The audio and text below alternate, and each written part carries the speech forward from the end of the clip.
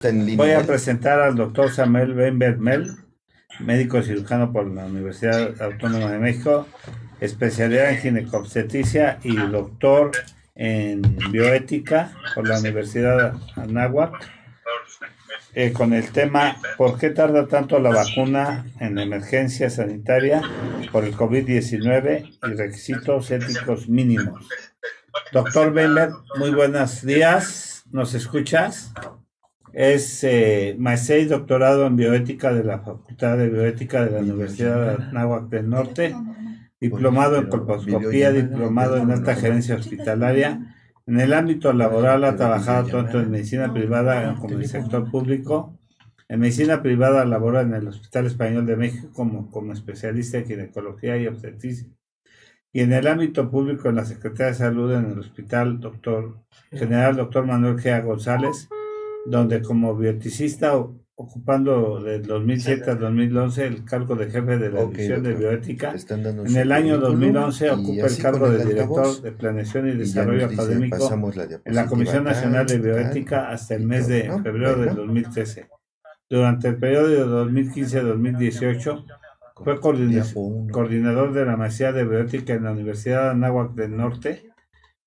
A partir de febrero de 2015, presidente del Comité de Ética de Investigación y presidente del Comité Hospitalario de Bioética del Hospital Manuel G. González, miembro de la Academia Nacional Mexicana de Bioética, secretario de Difusión y Promoción de la Academia Nacional de Bioética y del Bienio 2014-2016, actualmente vicepresidente de la Academia Nacional de Bioética. En el ámbito académico, profesor asociado de ginecología y obstetricia y colposcopía y profesor de pregrado y posgrado en la Universidad de Anáhuac de México en diversas asignaturas relacionadas con la ética y bioética, profesor del curso de posgrado en la maestría y doctorado en ciencias médicas odontológicas y de la salud de la UNAM y del programa universitario de bioética de la UNAM. El doctor Weingers es miembro colegiado y federado y ponente de congresos nacionales e internacionales y ha publicado en revistas de investigación arbitradas. Es miembro del comité editorial de la revista Ética y Medicina, ganador de la medalla Liderazgo Anáhuac de Bioética en el 2014.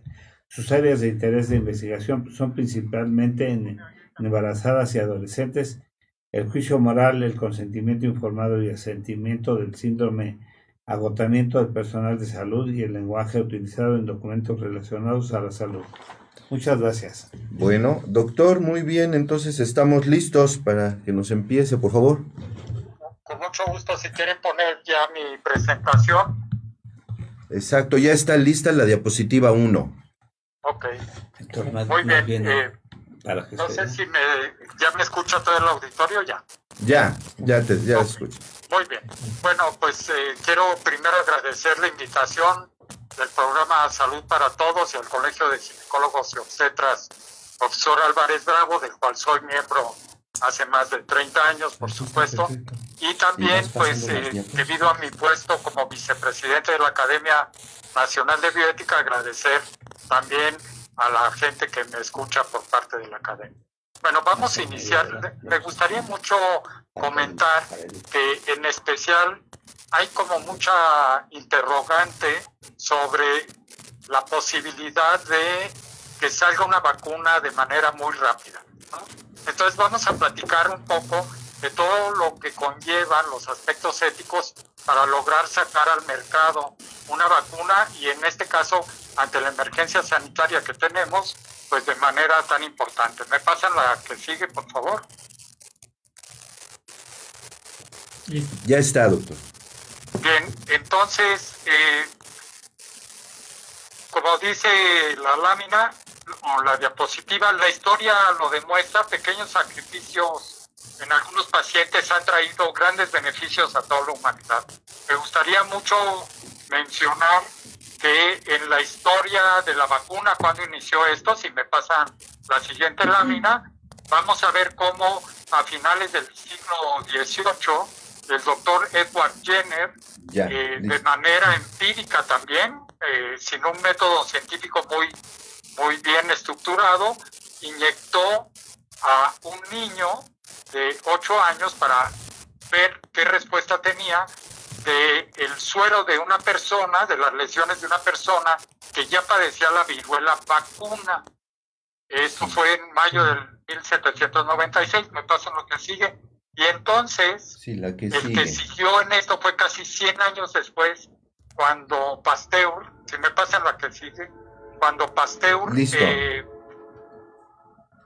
dándole el crédito al doctor Edward Jenner, logra, digamos ya de manera más científica, a inyectar contra el bacilo anthrax y contra la rabia, y de esta manera empezó a salvarse muchísimas personas. Entonces, el nombre de vacuna viene porque originalmente la enfermedad estaba en el ganado vacuno.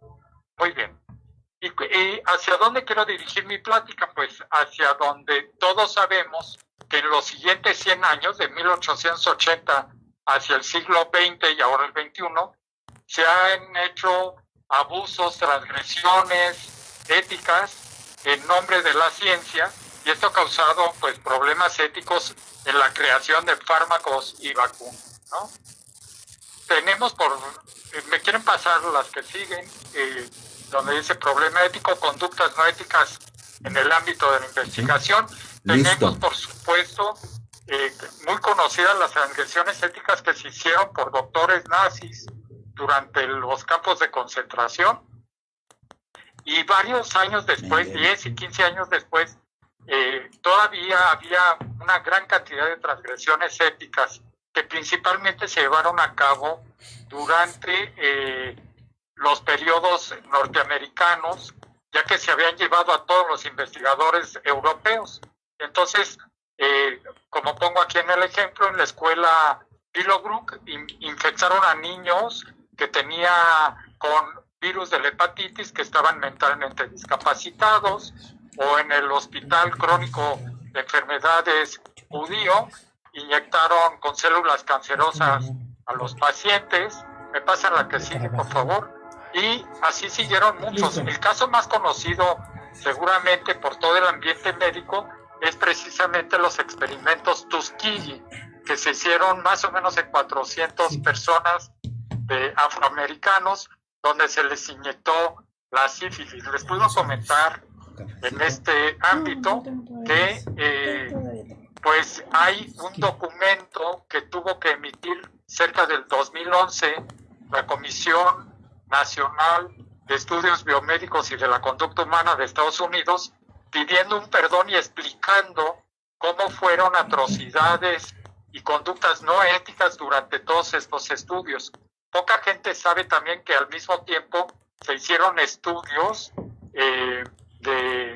también de gonorrea, incluso en países como Guatemala, que fueron pagados con dinero federal por parte de Estados Unidos. ¿Me pasan la que sigue, por favor? Listo. Es por ello que, platicándoles todo esto, que el mundo a partir de la Segunda Guerra Mundial empezó con el Código de Nuremberg, en el juicio de Nuremberg en Alemania, y a partir de ahí se creó la Declaración Universal de los Derechos Humanos para proteger precisamente la dignidad y el respeto de todas las personas, y finalmente empezaron varios años después a crearse documentos ya muy relevantes que sirven como guía. Entre ellos, las más importantes, acabo de mencionar, el Código de Nuremberg en 1947, y seguidito, acabando la guerra, se hizo la Declaración Universal de los Derechos Humanos, el 48, y 16 años después, por primera vez, la Asociación Médica Mundial crea la Declaración del Helsinki, que conocen todos los investigadores, como una guía de referencia para tomar en cuenta las consideraciones éticas al investigar. Por supuesto, después vino algunas guías muy importantes de buenas prácticas clínicas, o de la OMS, o de la Declaración Universal de Bioética y Derechos Humanos, etcétera. ¿Me pasan la que sigue? Sí, listo. En México es muy importante mencionar que tenemos nuestra Ley General de Salud, el título quinto del artículo 96 al 103, y tenemos un reglamento muy exquisito donde podemos definir el riesgo, si es sin riesgo, con riesgo mínimo o con riesgo mayor al mínimo, y en el artículo 17 de este reglamento, y en base a eso también nos explica cuál es la consideración que debemos tomar en cuenta. Tenemos también, por supuesto, una norma oficial que procura, como su nombre lo dice, pues crear una guía para todos los investigadores en nuestro país, además de todos los lineamientos y guías que emite la Comisión Nacional de Bioética. Me pasan la que sigue, por favor. Sí. Listo. Existen, de manera muy académica y resumida, los voy a mencionar, requisitos éticos que son como los, de manera sumarizada, los más importantes a considerar cuando uno está haciendo un proyecto o una investigación para lograr una vacuna. El primero es, por supuesto, considerar que ese proyecto tiene un valor social. Esto quiere decir que nos interesa, en este caso ni duda que la emergencia sanitaria y la pandemia ha provocado que en todo el mundo, como vamos a ver hacia el final de la charla, haya convenios y concesiones con varios científicos de todo el mundo y organizaciones, porque tiene un valor social muy imperativo. Esto es, hoy hay casi 5 millones de personas que se han infectado en el planeta. Muy bien, el segundo punto es tremendamente importante y es crear con validez científica estos proyectos. A este respecto me gustaría detenerme un minutito para explicar que el ensamblaje y la metodología a llevar a cabo en estos proyectos son de gran importancia, que se den a cabo por expertos y de manera muy adecuada. Voy a dar un par de ejemplos ahí de los instituciones donde laboro, de cómo hemos tenido que implementar un subcomité ad hoc para lograr darle rapidez, pero apoyo científico a todos los médicos que están en la trinchera, en la línea, trabajando y que están con los pacientes pues de diferente tipo, desde que son los sintomáticos, que no son graves, luego los graves y luego los críticos, de acuerdo a la definición de nuestro propio sistema de salud hoy en día en esta epidemia. De tal manera que ayudarles al ensamblaje y a las consideraciones éticas ha sido muy, muy importante. Dar un ejemplo, los científicos que están tratando de investigar, los médicos en la trinchera, dicen, pues quiero ver si esta medicina la puedo usar, si este suero de convaleciente lo puedo usar.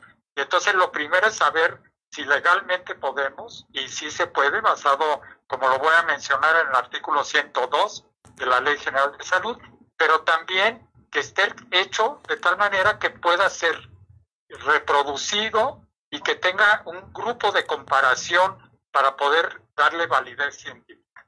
Después, por supuesto, pasando al punto 3 de quiénes son los sujetos a los cuales vamos a invitar, pues en este caso también la metodología en el proyecto es muy diferente.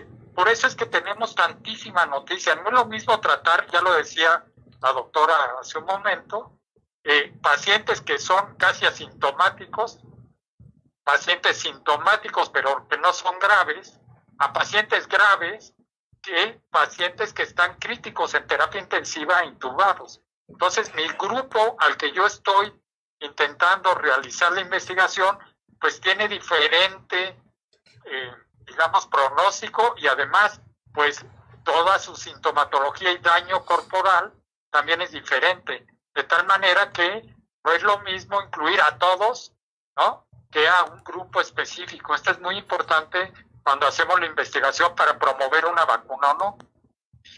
Lo otro, por supuesto, es intentar darle una proporción favorable. Acaba de salir la noticia hace 2 días de que ya está la primer vacuna intentada contra el COVID-19 y nadie se fija. Luego están pensando que ya están poniéndola en pacientes, y no, está en 45 sujetos sanos para medir la biodisponibilidad y la seguridad de esta vacuna, que pasó de una fase de animales por primera vez a una fase en personas. Por supuesto, después quiero tocar el tema del consentimiento informado. Quiero hacerles ver cómo hacemos, ya tienen el panorama, el doctor Kleiman mencionaba hace rato que han ingresado más de 100 pacientes. Ustedes saben que a la familia de estos pacientes se mandan en aislamiento. Así es. Están lejos del hospital o fuera del área médica. Así es. Y requerimos efectivamente que nos firme alguien el consentimiento informado para poder proseguir de acuerdo a nuestra ley. Claro. Y no lo tenemos este consentimiento firmado por los familiares.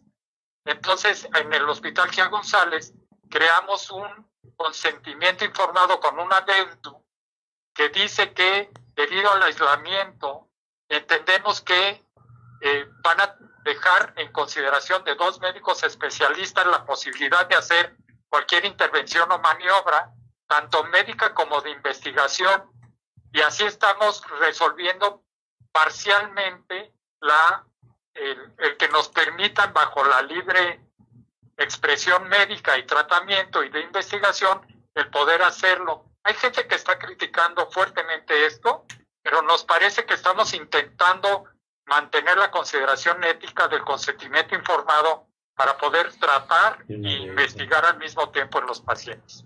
Y finalmente, el punto 7, que es el respeto a los sujetos. ¿Qué quiere decir esto?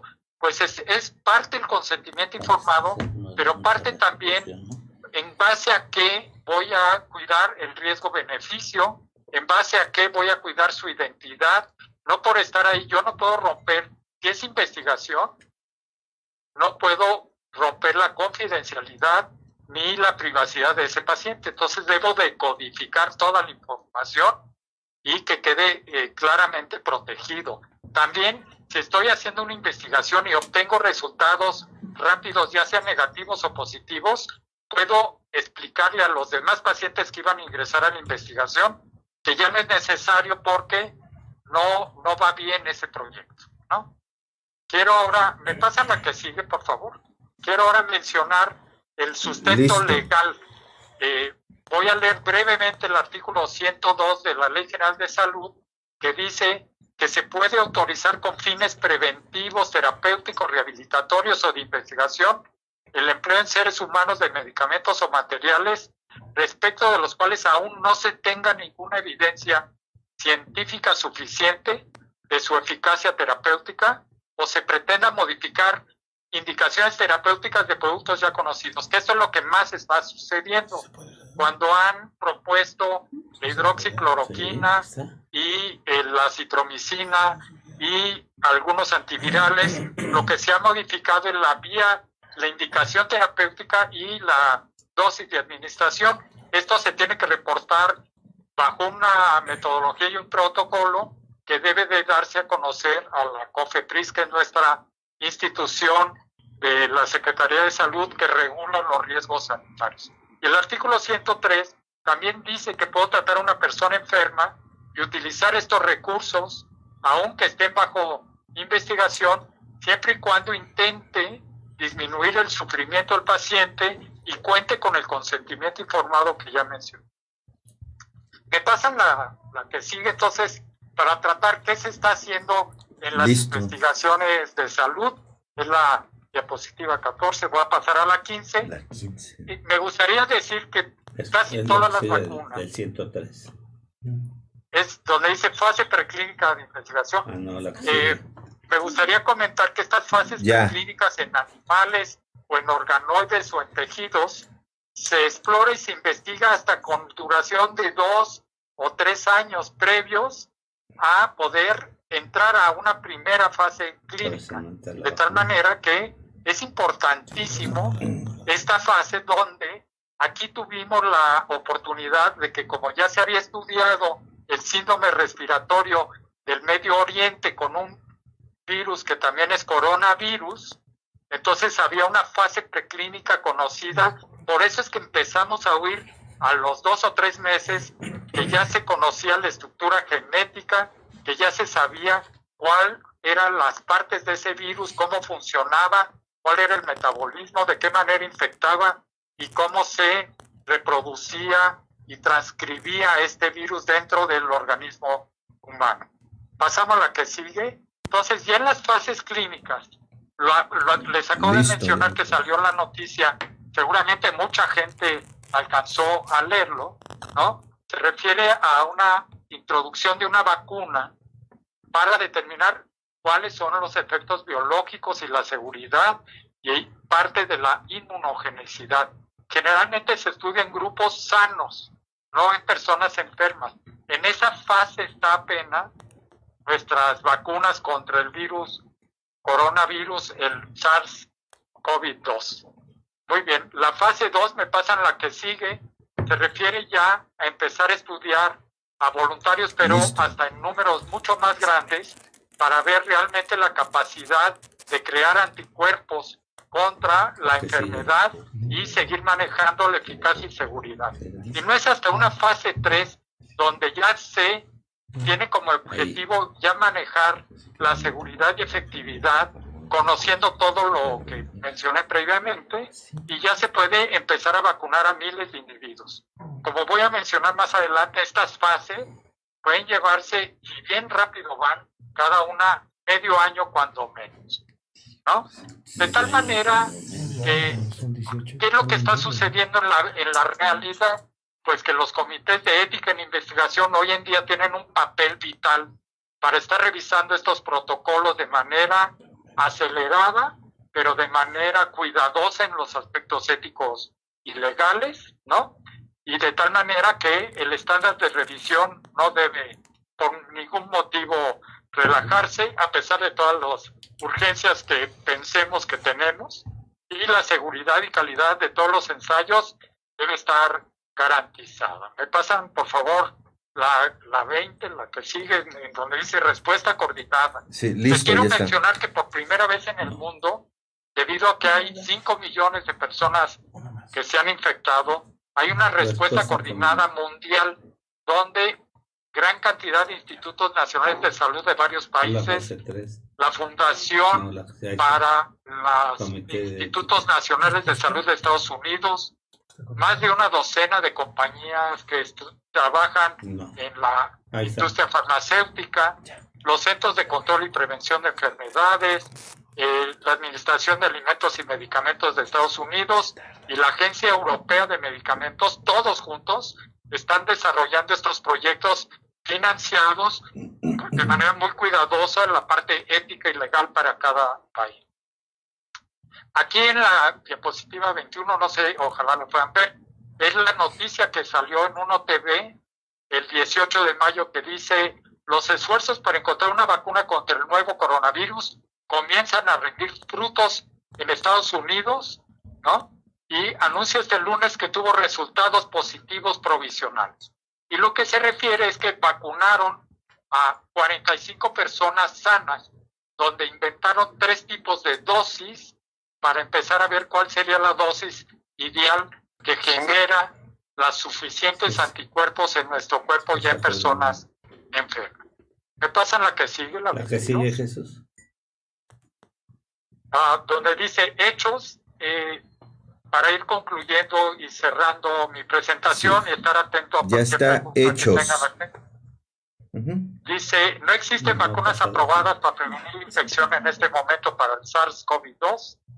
Desarrollar, se están intentando 4 modelos para desarrollar vacunas.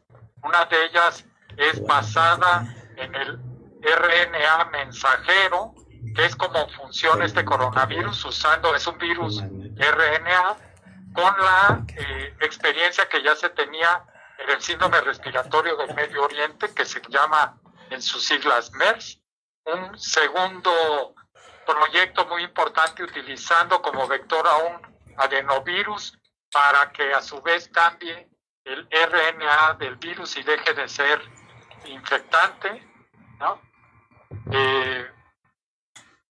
El tercer modelo es que están atenuando el propio virus COVID-2 de tal manera que sirva una vacuna con virus atenuado. Y un cuarto modelo, que ya está intentando ir más rápido, utilizando anticuerpos monoclonales neutralizantes contra la acción de la capa S del virus, la proteína en la capa S del virus, de tal manera que está así. Y cuando uno busca la información científica de todos estos 4 modelos, todos coinciden en que no antes del 2021 vamos a tener esta posibilidad maravillosa de tener ya la vacuna, y muy probablemente tampoco tengamos ninguna medicina factible de que ya esté probada y aprobada científicamente. Bueno, les agradezco mucho el que hayan tomado la atención, y quedo atento si gustan para pláticas o preguntas o dudas. Hay varias preguntas, doctor Samuel. El doctor Kleiman tiene una pregunta primero para ti, Sí. Si nos haces favor. Primero que todo, Samuel, muchísimas felicidades, muchísimas gracias por estar aquí con nosotros. O sea, muy interesante tu exposición, muy clara. La verdad es que nos da gusto que gente como tú, personas que son egresadas del curso y que participan y que son parte del colegio, pues nos den este tipo de charlas. La verdad es que te agradezco, Samuel, y tengo una pregunta. Partiendo del principio de la beneficencia y no maleficencia, ¿se justifica el uso de medicamentos no aprobados para esta enfermedad, sí, por la COFEPRIS, y aprobados para otras, pero como cloroquina, fraxieparina, etcétera, pero no vacunas? ¿Estamos de acuerdo? No, es el mismo mecanismo que hay que cuidar. Miren, cuando allá en el GEA González me dicen, vamos a usar la hidroxicloroquina porque hemos leído de 12 casos que trataron en China, o 20 casos en Italia. Tenemos mucho cuidado de ver, primero, que el sustento para darlas ya sean aprobadas para otra indicación. Así es. O sea, en este momento no se está aprobando que utilicen ningún medicamento que no sea conocido y aprobado para otra indicación. Entonces, lo que estamos avalando es que tenga ya un soporte científico de riesgo y beneficio, y lo que se modifica es la dosis o vía de administración e indicación, pero no es un medicamento inventado a ver qué hago, porque sería una catástrofe ética. ¿Sí? Y Samuel, te habla el doctor Canales. Sí, doctor. Incluso se está usando la ivermectina.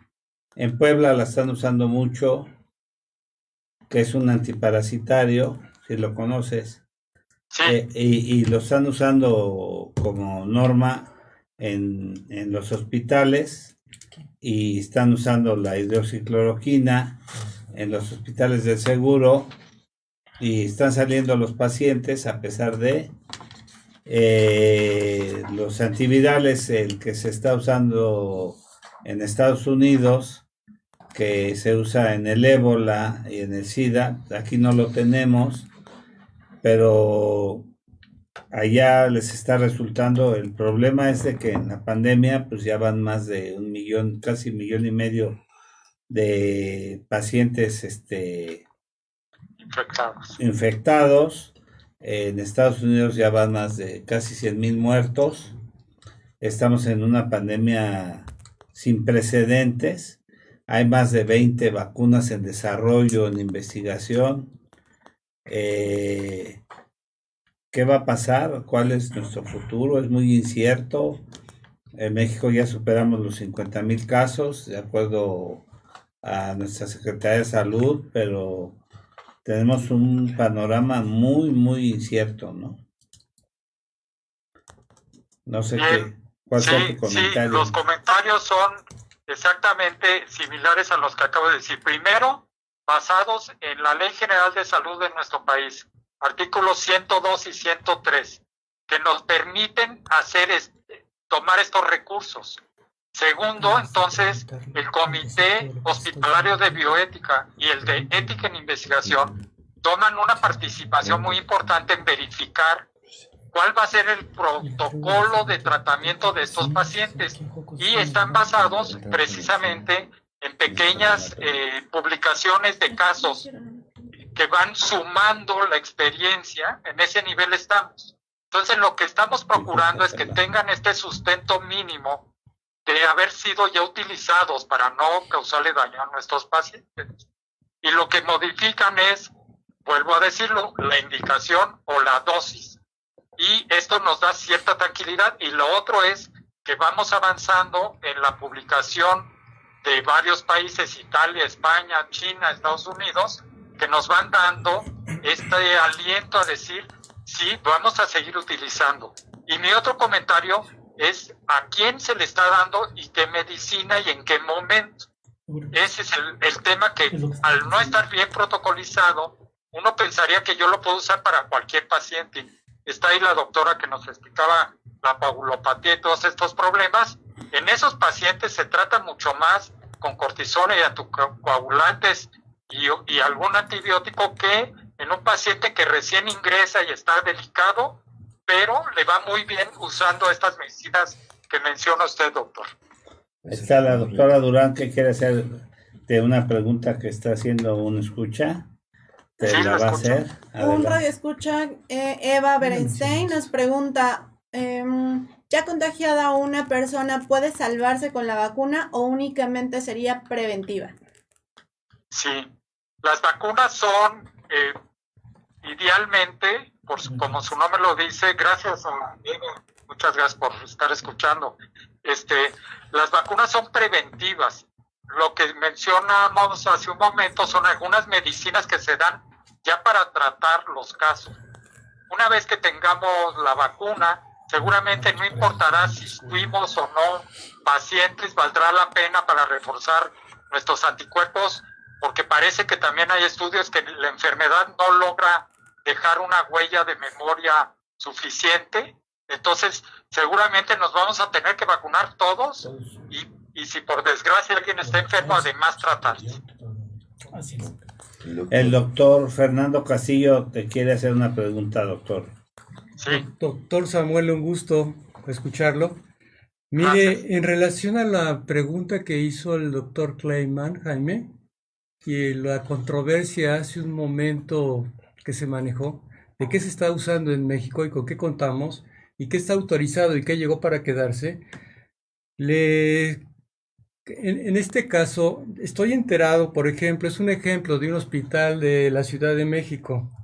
Se está utilizando un tratamiento en área COVID en Joco, con lo que cuenta el hospital, creo que es importante mencionarlo para este esquema. Se está utilizando algún tipo de antibiótico como la ceftriaxona, de 1 gramo cada 8 horas. Es con lo que cuentan, estoy hablando del material con lo que cuentan, no con lo que tenga que ser o deba de ser, quiero aclararlo. En la sala de terapia intensiva, es con lo que cuentan, y es triste mencionarlo. Se está utilizando paracetamol 1 gramo IV cada 8 horas. Se está utilizando hidroxicloroquina o cloroquina, 40 miligramos al día, después cada 12 horas posterior. Si es opcional y tiene la ivermectina, claro, porque tampoco cuentan con la hidroxicloroquina, a menos que se le pida al familiar. En este caso la ivermectina también, que el típico antiparasitario que utilizamos para la sarna que decimos o la escabiasis, útil en algunos de los piojillos, ¿sí? Y que inhibe la replicación viral después de 24 horas, reduce el RNA viral y después a las 48 horas no se encuentra material aparentemente viral a razón de 150 miligramos. Se está utilizando esteroides, queda el dilema en qué momento, de dexametasona general u otro, el que tengan a la mano porque no tienen, a la razón del 5º día o 7º día que viene el debate, precisamente en este efecto de la cascada que está surgiendo hacia el pulmón en forma sistémica. Y de antemano la ventilación mecánica. Lo que me sorprende es que también nada más tienen 8 ventiladores, ¿sí? Una cosa de felicitar, acaban de realizar aquí a través del CONACYT ventiladores ya desarrollados en México de bajo costo también con el Politécnico, ya van autorizados ya por COFEPRIS ya van a sacarlos en gran proporción junto con la industria maquiladora, automotriz, o sea que ya vamos a poder realizar y tener cerca de 1,000 ventiladores en menos de 15 días. ¿Sí sabías esto, doctor Samuel? Sí, si me permite nada más recontestarle al doctor, este principio de usar lo que tengamos se llama principio del mal menor. Esto quiere decir que si tengo que tomar una acción forzosamente innecesaria y tomo la menos mala. Exacto. Ese principio bioético se llama el principio del mal menor y no es la más adecuada, pero es la que se puede usar. O la que se Está tenga. basado en este principio. Exacto, De tal doctor. manera que sí, está bien todo lo que están usando, debe de estar registrado nuevamente, son productos y medicamentos que ya se conoce su efecto, ya se conoce su riesgo, su beneficio, sus eventos adversos y se hace pues lo que cada hospital tenga a su mano. Es una tristeza que los hospitales no se hayan preparado con suficientes ventiladores, porque desde enero sabíamos que venía este tsunami de pandemia. No, y doctor Samuel, hablando precisamente de la bioética, ¿no? Que usted es el experto, ¿no? Es triste en realidad realmente lo que está pasando en México, como usted dice, y generalmente, así como está este ejemplo de como el hospital de Joco, podemos tener que todos los demás, más o menos, estamos en la misma situación. Entonces ese concepto de bioética creo que no tiene fundamento en México, no se está llevando a cabo. Tristemente, quiero decirlo de esa manera, me atrevo a decirlo, porque suena muy fuerte. ¿A usted qué opina, doctor? Sí, yo te puedo decir que a mí desde enero el Hospital Gea González, siendo yo presidente de ambos comités, me llamó a las mesas directivas para prevenir exactamente esta fase de prevención de qué personal iba a salir, cuántas camas íbamos a asignar, cuánto material teníamos, cuántos ventiladores teníamos. Hoy está sobrepasado también, debo decirlo, hay más de 100 pacientes internados en este momento, cuando la capacidad de todo el hospital es 120, hay más de 40 y tantos pacientes intubados, cuando normalmente tenemos una capacidad de 20 ventiladores. O sea, se está usando todo lo de los quirófanos para salvarle la vida a las gentes. Pero sí ha estado interviniendo en cómo hacer los consentimientos informados para investigación o para tratar a los pacientes debido al aislamiento, cómo dar información telefónica. Les doy otro ejemplo, si me permiten. Pues no es lo mismo que hable quien sea, a que hable el médico tratante que está en UCI y que sea muy amable. Hicimos un formato que dice: muy buenos días, soy el doctor tal, yo estoy a cargo de su paciente, le quiero informar, le quiero dar gracias por mantenerse aislado, no tiene idea cuánto nos ayuda eso. ¿Se fijan? Esas cosas que parecen muy simples son bioéticas. Claro. Sí. Y esto ayuda a que no pase lo que pasó por ahí, que oímos en un hospital del Estado de México, que los familiares estaban tan alterados por falta de información adecuada y credibilidad. Entonces, todos estos detallitos de cómo informar, de cómo hacer un consentimiento, de cómo llamar telefónicamente, de que haya suficiente equipo, pues es cuestión de los directores. Pero tiene usted razón, doctor. Somos un país que con tristeza no tenemos los recursos que nos merecemos. Yo lo diría de esa manera. Sí, realmente la imagen que estamos dando ante otros países realmente, desafortunadamente, no es la propia y es muy triste y ellos lo saben, y por eso somos un país que no se habla bien de nosotros. Entonces es muy triste. Y claro, y no estoy hablando nada más de este tipo de material, sino estoy hablando también de que se carece de todos los recursos de protección precisamente para todo el personal médico. Ellos mismos compran sus materiales como pueden. Entonces el problema y la pena que yo tengo ahí registrado con una gran compañera que me atrevo a decir que fue asesora a nivel de la República, no digo su nombre, de una institución muy importante en nuestro país. Tristemente, ella está muy bien enterada de tantas cosas que están pasando en este sistema, y lo más triste todavía es que nuestros médicos los médicos especialistas, los médicos que están dando todo, los de gran experiencia en nuestro país y que están sacando todo esto adelante como pueden, están falleciendo. Y eso es muy triste, porque tenemos, vuelvo a repetir, a lo mejor estoy hablando de más, tenemos está bien. un gobierno que en unas tardeadas nos está hablando de situaciones que realmente no existen. Nos inventa números, la bioética, doctor, nos inventa números que no son. Entonces, creo que tenemos que retomar este aspecto porque a nuestros mismos médicos se les está flagelando, se les está atacando como se había conceptualizado anteriormente en los otros programas. Se les trata mal en las calles y no hay derecho porque eso es bioética, doctor. ¿O usted qué opina? Sí, me encanta que estés mencionándolo, no es solo tu opinión. Sabemos de que el gobierno ha denostado a todo el servicio médico nacional y hubo una respuesta de más de 50 colegios que le exigieron una disculpa que no la dio. Que no la ha dado. 80. No la ha dado y no la dio de manera adecuada. Se volvió a burlar. Ni la baba. Pero pues miren, nosotros tenemos que participar esa es nuestra ética profesional. Cuidarnos, hacernos del mejor equipo que podamos de protección universal, no el que nos dan, el que tenemos que conseguir para protegernos, claro, porque efectivamente estamos muy expuestos. Segundo, pues ayudar a toda nuestra población, esa es nuestra vocación, y por supuesto que entraría lo que le llamamos nuestra ética profesional con nuestra vocación. Yo felicito al doctor también por, digamos, la valentía de expresar todo esto en la radio. Es cierto, sabemos que eso está pasando, no hay suficiente equipo ni de protección para todos nuestros médicos que están en la línea, ahí de batalla, ni hay tampoco suficientes medicinas, ni ventiladores. Ya lo teníamos todo esto, y ojalá muchos hospitales hayan echado a andar desde enero y febrero las fases de acoplamiento y hacerse del mayor equipo posible. Muchas gracias. Sí, doctor, gracias.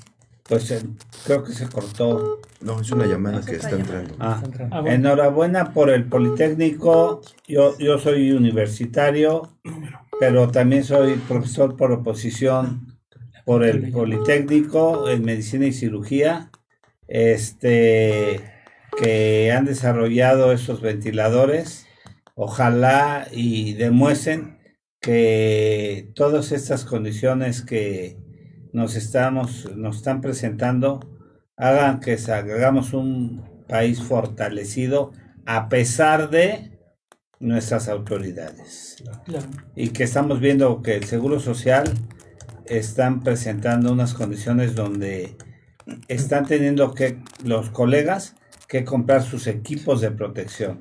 Eso es verdaderamente triste. Yo tuve la oportunidad de rolar allá por tu hospital, el Gea González, con los grandes dermatólogos ahí, y bueno, pues mis respetos para el hospital, desde el maestro que era que fue el especialista en cirugía ortognática y en cirugía plástica, que ya don Fernando Ortiz Monasterio, que ya falleció, que toda una institución,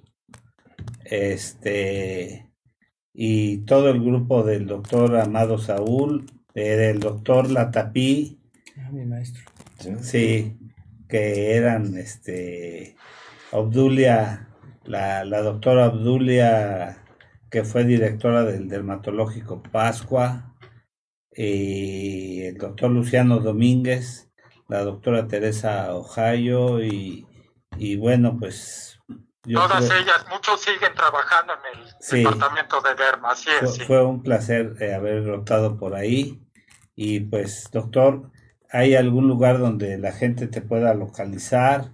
Dejé en la última diapositiva mi correo. Sí, es muy importante. bioéticawengers@gmail, si quieren ponerlo. A ver, otra vez, por favor, despacio. Hay otra diapositiva. La última dice, donde dice, gracias, bioéticawengers, punto en minúscula, @gmail.com. Ahí pueden, pues, por supuesto, estoy atento. Y quisiéramos que, creo que tiene otra pregunta. Sí, yo quiero darle un poquito de un vuelco a la plática. Ya hablamos sobre el tratamiento, pero yo quiero tu opinión muy importante en cuestión de que tenemos que tener cuidado también de lo que venden en la calle, desde los cubrebocas hasta las pruebas rápidas para COVID. Y obviamente las pruebas diagnósticas, ahorita el gold standard, el estándar de oro que tenemos es la PCR en tiempo real, pero todavía no se sabe, todavía no tienen un corte establecido de la carga viral con la que se debe de decir que es positivo o negativo. Entonces, ver ese tipo de pruebas, las pruebas IgG, IgM, ¿cuál es tu opinión al respecto? Porque pues ya hay muchos laboratorios que presumen de dar laboratorios a nivel particular. Salió una de Abbott muy buena, que están ya dando sus pruebas y las están mercadeando, ¿no? ¿Cuál es tu opinión, Samuel? Buena pregunta. Sí, gracias. Miren, una parte tiene que ver también con la investigación, ¿se fijan? Claro. ¿Cuánto tarda exactamente en lograrse una prueba que nos garantice un mínimo de infección, pero que ya salga positivo? Y lo otro sería la calidad de producción de este producto y de dónde se están obteniendo los antígenos. Es todo un cuestionamiento ético que tiene que ver, habría que explorar quién lo produjo, cuál ha sido su protocolo de investigación, cuáles son los pasos. Entonces, yo en este momento les sugiero a las personas, si tienen duda, que se comuniquen a la COFEPRIS o al INDRE, a ver si en esa metodología está adecuada para considerarla buena la prueba efectivamente. Claro. Es todo un tema, es que vamos muy rápido. Dentro de un año esto ya no va a ser un tema de discusión. Vamos a tener pruebas estandarizadas a través de IgG, IgM o a través de PCR. Y esperemos que ya esté la vacuna también. Exactamente, seguramente en un año todos vamos a tener una o dos vacunas muy eficientes, esperemos.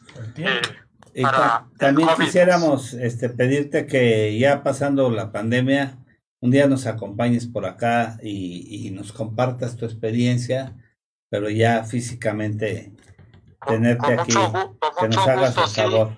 Además es tu casa. Además es tu casa.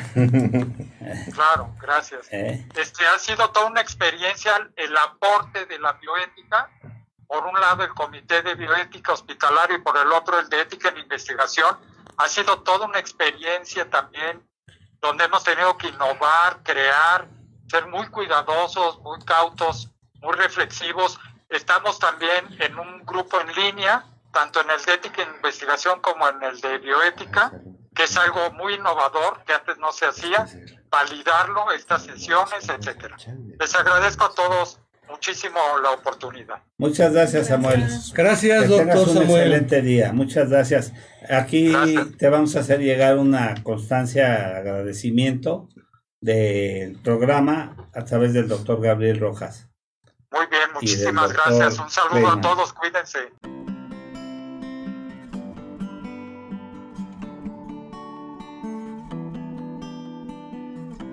Cuatro abrazos y un